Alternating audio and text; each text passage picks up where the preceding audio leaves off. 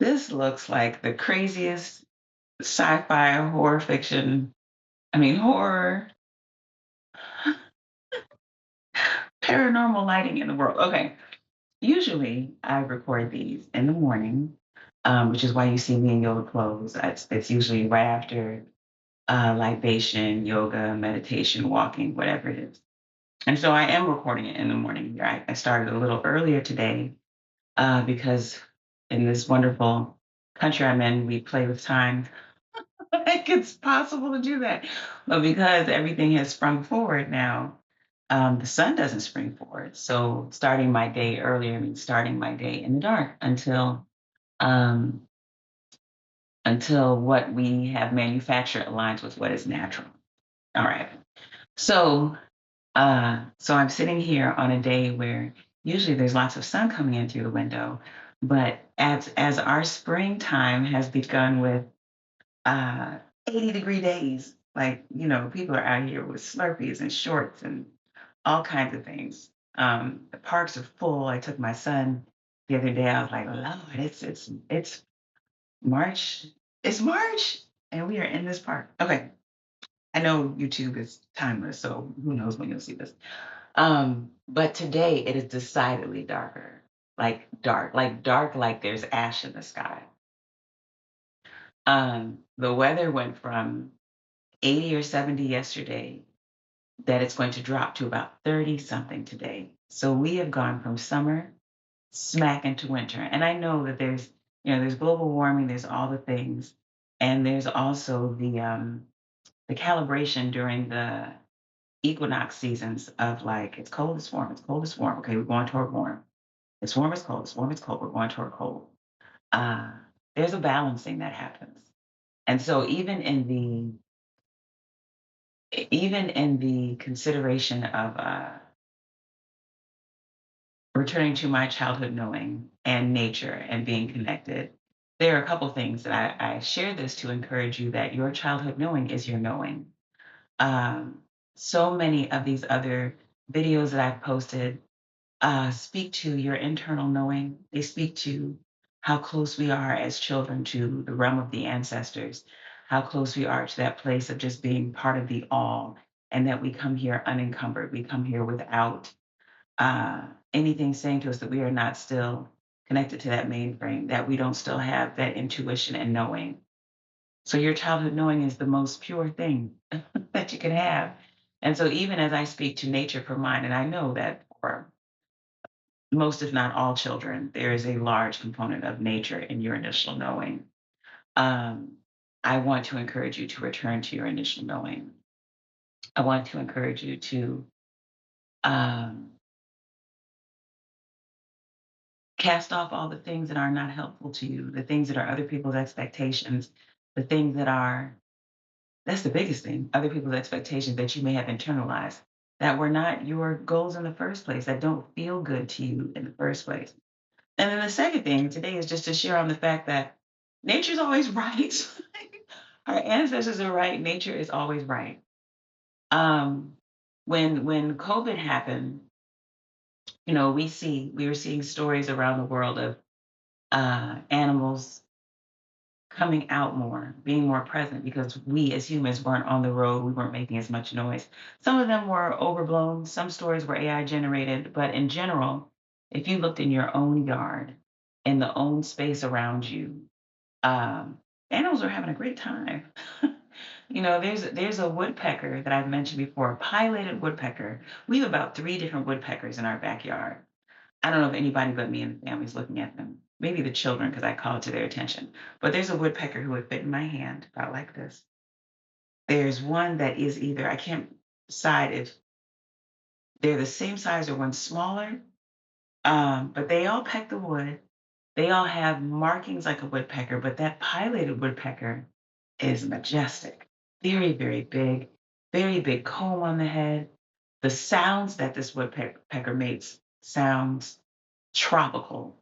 So the first time I heard it, I was like, what bird of paradise is in our backyard? On the east coast of the United States. Sounded like that.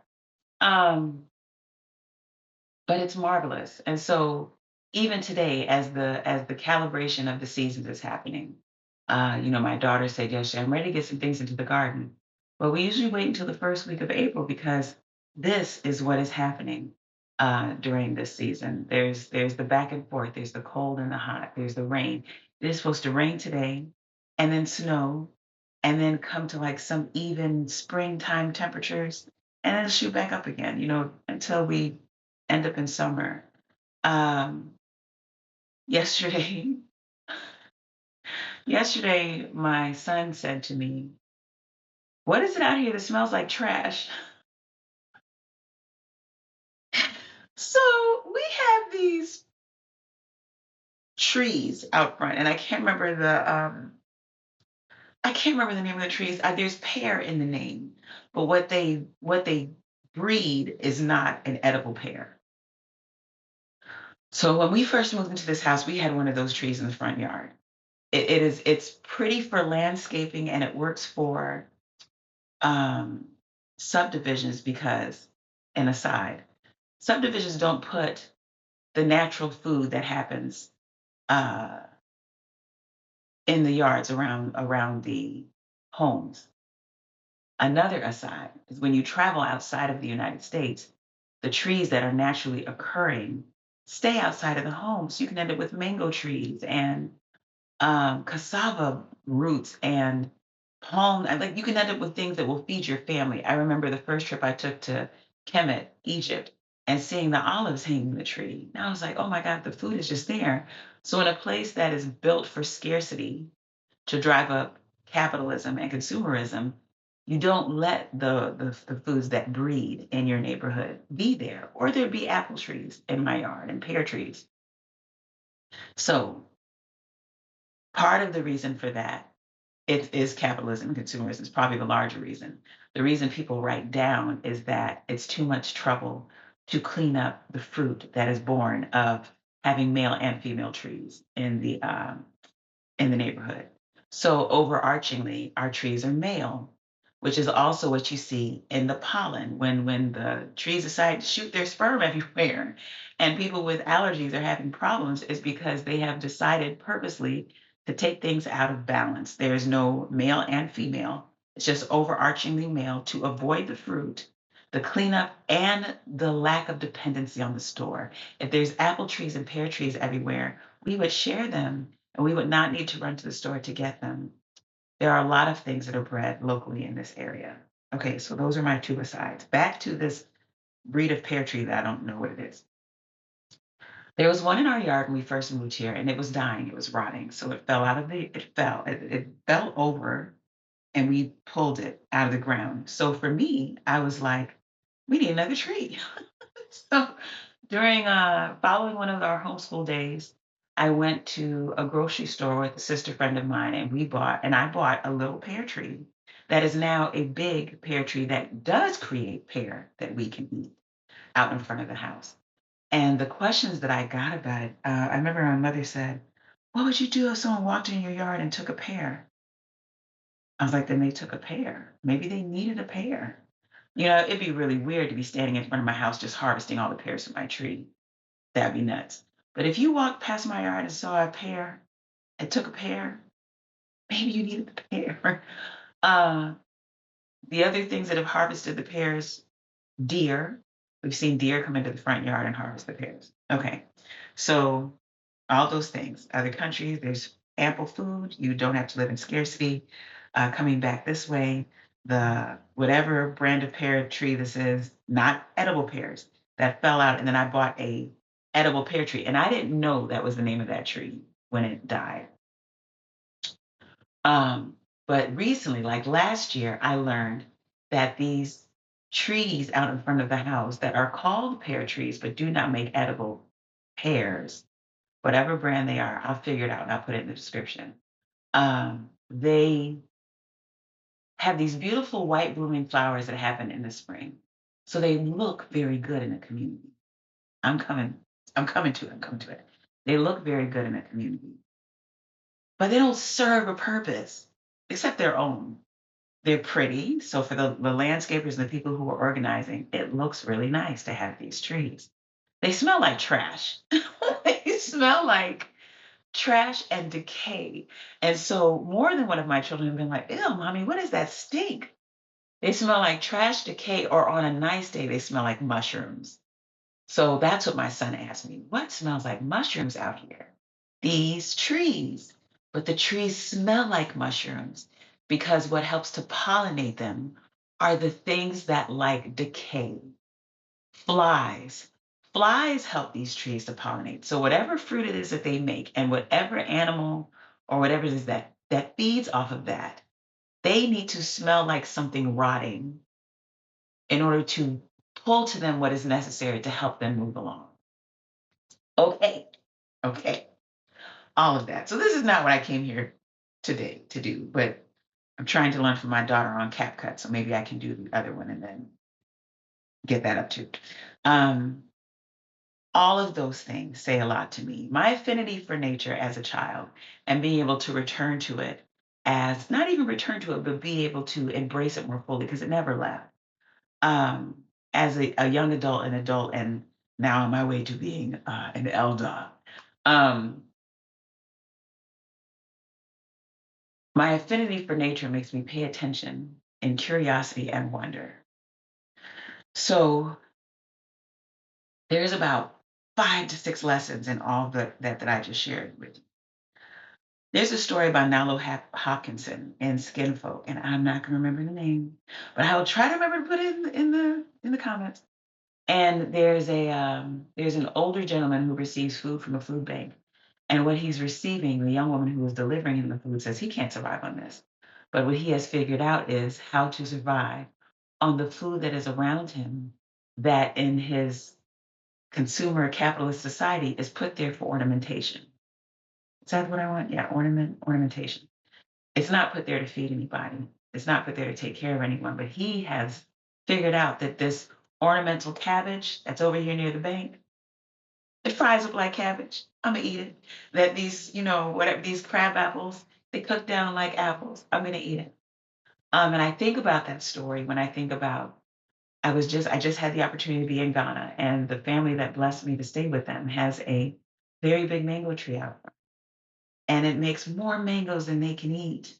So they share the mangoes, and it's eating in season. The food is not removed so that they are in a lack economy.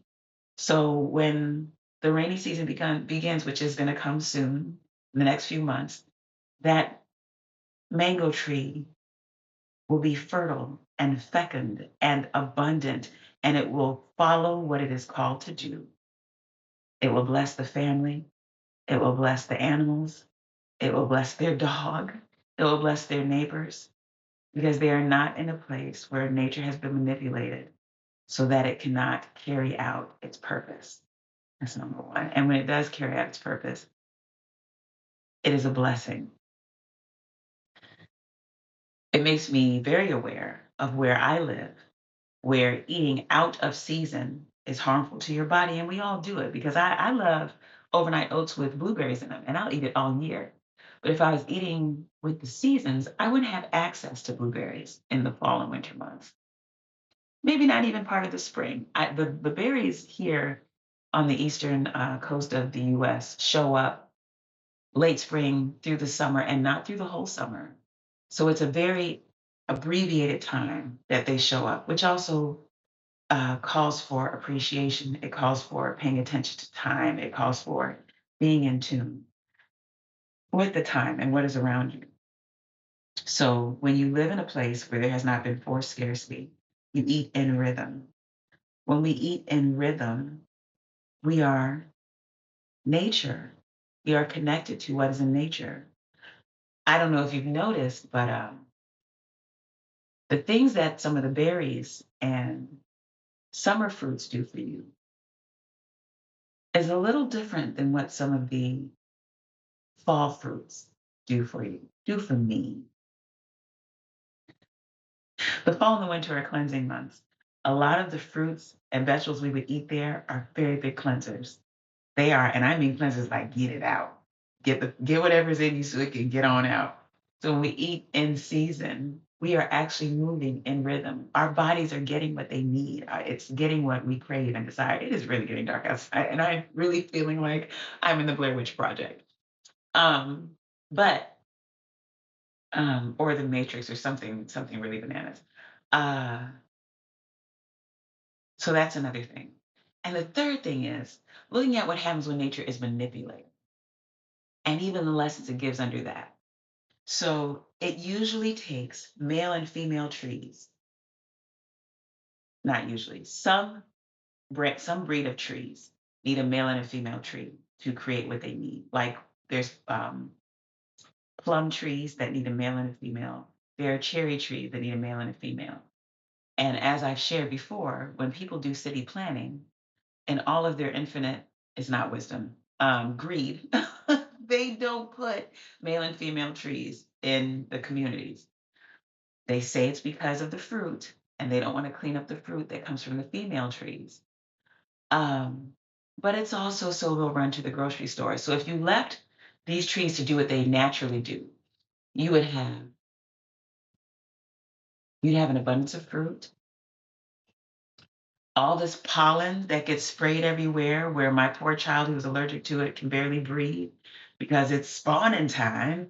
The pollen would have its purpose. It would land on these female trees. It would not just be, we can actually sweep the pollen up off this tree when that time comes through. It coats the cars. Um, so the purpose of that pollen is not met. It is not landing on the flowers of the female trees and then going down into the ovule and then having the fruit be produced. So there is an imbalance. There's a male female imbalance. That's a lesson for me. There's a male female imbalance. Um, and each of them, because there is an imbalance, they cannot each carry out their divinely appointed purpose. Also, because the trees that are in front of our houses on my block look very good, they've been placed there. They look good and they don't fruit. So they're placed there for appearance's sake and not for function. And the ones that have been placed here because they're placed by appearance, I don't know if the people who placed these things here knew that they would smell like hot basura or like mushrooms or like something decaying. I'm pretty sure they were chosen for their appearance. So what that also says to me in my personal lessons is be careful what I'm choosing and be careful to not choose because of what it looks like, that it looks pleasing or that it seems to fit. And instead pay attention to its function. Give it enough time to see its entire life cycle. If they pick these because of the flowers and they don't live here to smell what these flowers smell like, then it wasn't given enough attention. And so that says a lot for me in a bunch of things, in friendships and intimate relationships and community. You have to give it time because this tree is doing what it's supposed to do. The tree's not out of pocket because it's stinking up the neighborhood. And there's a lot of them, so they do. Like when it gets warm, it makes it smell. But this tree is doing what it was divinely purposed to do. Whoever chose it for this neighborhood did not choose it thinking it would smell like mushrooms and rubbish. But it says to me to pay attention because these people and situations and jobs and all the things that are brought into our lives because they look nice and they have a nice appearance and they don't cause trouble in this way. They don't make fruit. They have their own purpose.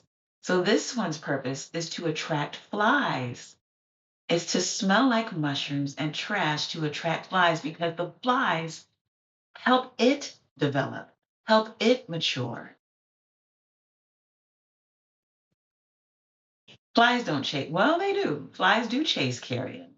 So there are people and situations where calamity, death, chaos, and disruption actually feed them. And it's our job to pay attention to not welcome those things into our lives, to not take the easy way. Well, it's pretty. I don't have to clean up fruit. I don't have to do this. I don't have to do this. That looks like a perfect fit, only to realize it's not. So, I don't know if you've noticed, but there's actually lightning flashing in the middle of the day right now, and the rain has started. Uh, so I hear the Annie Lennox song. Um, but that was my nature lesson today. That's my nature lesson to share. Because they not only do we have the blessing of having nature outside, but we also have, just like in life, the blessing of cycles. We have the blessing of getting the lesson the first time, being able to get a deeper lesson the second time, sometimes missing the lesson the first time, and then having to get it the second time and third and fourth. But we have the blessing of the cycles, not just the lessons, but also the abundance, the harvest, the bounty, the fruit. And both of these things are happening all the time. So for me, for the little girl who was talking to the flowers, who was crying over the trees, who was watching the ants, I'm appreciative that that wonder of nature gives me these lessons when I'm paying attention. So just a reminder, go pay attention.